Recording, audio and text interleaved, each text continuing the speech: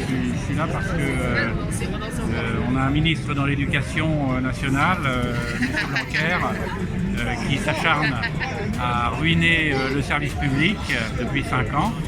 D'abord, on casse les salaires. Depuis 5 ans, il n'y a pas eu d'augmentation, si ce n'est de façon très ponctuelle pour faciliter les entrées dans la carrière.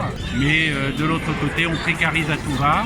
Et puis, il y a toute une catégorie de travailleurs de l'enseignement qui ne sont pas forcément des professeurs, mais qui peuvent être des accompagnants pour les personnes en situation de handicap, qui sont toujours très précarisés, à qui on ne reconnaît pas un métier, à qui on ne reconnaît pas de statut, à qui on ne donne pas de formation, et ça aussi c'est scandaleux.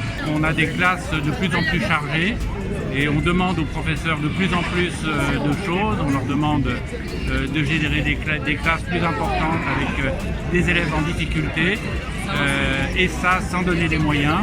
À chaque fois qu'il y a un mouvement d'une certaine ampleur, comme le 13 janvier dernier, le ministre lâche des petites miettes pour pouvoir communiquer, et en fait ce ministre ne sait faire que ça, il ne sait que communiquer. Donc aujourd'hui dans la rue pour défendre un service public de qualité, pour faire en sorte que l'éducation, qui est quand même l'avenir de ce pays, eh bien, soit à nouveau considérée comme elle le mérite. Je suis Marie, membre du collectif Vie scolaire en colère.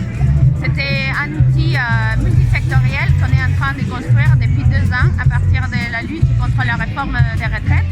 Et dans ces collectifs, il y a des personnes indépendantes, des personnes organisées et des personnes qui souhaitent encore lutter contre la politique néfaste de ces gouvernements au niveau d'éducation, et notamment les derniers protocoles sanitaires qui nous obligent à faire beaucoup plus de travail et qui nous ciblent un peu comme en première ligne, les travailleurs en première ligne pendant cette crise sanitaire.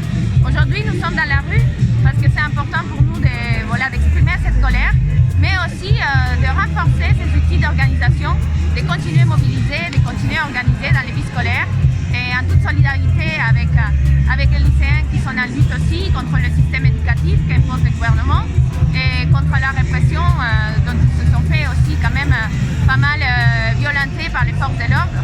Et on était en soutien ce matin de la part de ce collectif, et nous allons continuer aussi à être mobilisés dans les rues à construire des outils pour les travailleurs et les travailleuses les plus précaires de l'éducation nationale.